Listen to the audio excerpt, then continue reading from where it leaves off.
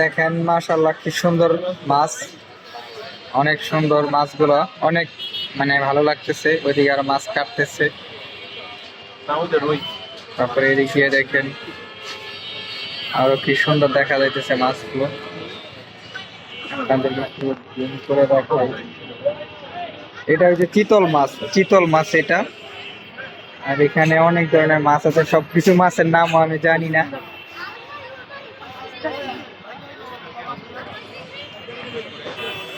এখানে অনেক বড় বড় চিংড়ি,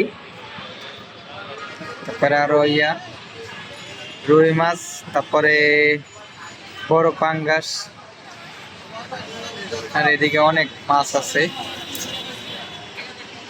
আমি পিছন দিয়ে ভিডিও করতেছি, সামনে যাইতেছি না, মানুষ আছে বা কাস্টমার আছে তার জন্যে।